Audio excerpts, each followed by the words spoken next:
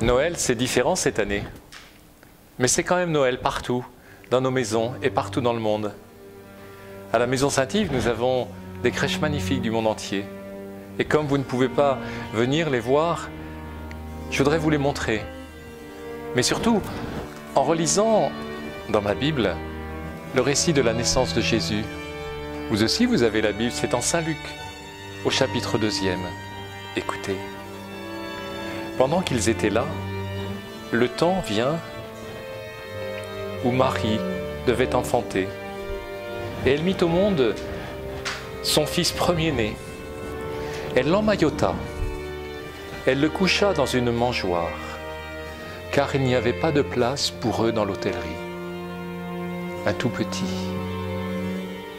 Le grand amour de Dieu qui nous est donné dans un tout petit.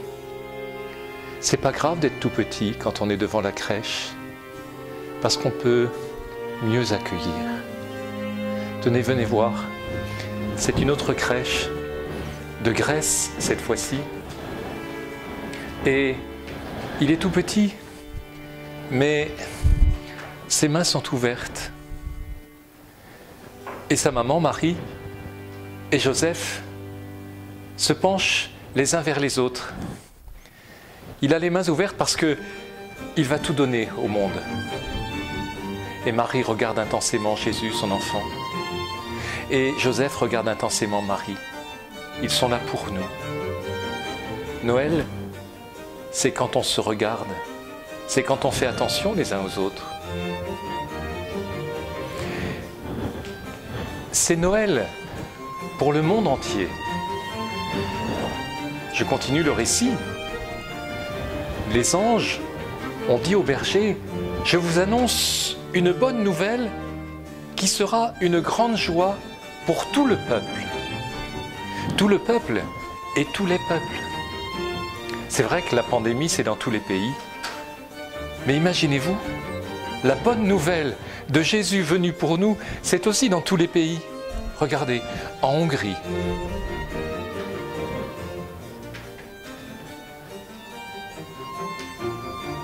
Et puis, en Slovénie. Regardez comme c'est beau, c'est coloré, c'est varié. Voici que les artistes ont voulu dire partout que après la nuit, il y a l'aurore. Il y a la lumière de Bethléem, qui est aussi la lumière du matin de Pâques, parce que de la crèche au crucifixion, l'amour, le grand amour de Dieu qui est donné dans ce petit enfant, il est plus fort que la mort, il est plus fort que la haine, il est plus fort que toutes nos désespérances, c'est Noël.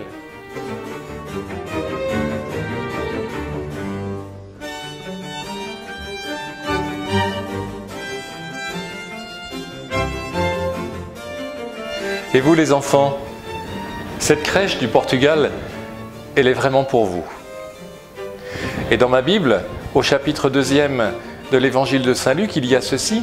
« Gloire à Dieu au plus haut des cieux, et paix sur la terre aux hommes qu'il aime. » Voici que Marie, Jésus et Joseph aussi, leur bouche est grande ouverte pour chanter, pour proclamer, pour annoncer.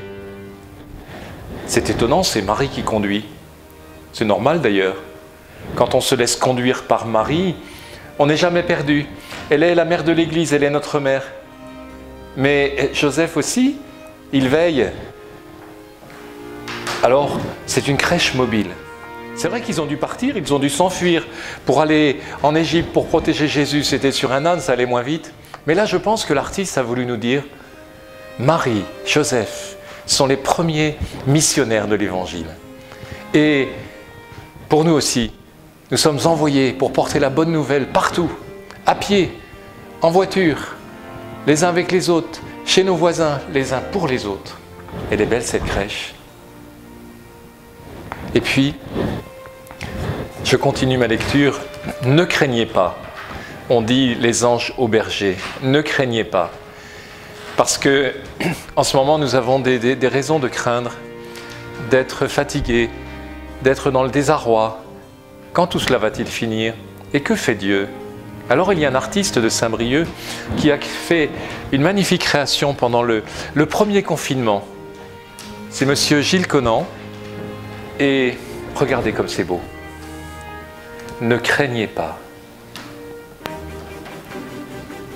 Il a réalisé cette crèche pendant le premier confinement. Il y a même un berger. Il a pensé qu'un berger à Bethléem portait un masque. Ça veut dire que même dans ces temps incertains, même avec toutes nos traversées difficiles, on peut toujours s'approcher de Jésus. Et voyez combien est forte et grande la tendresse de Marie et de Joseph.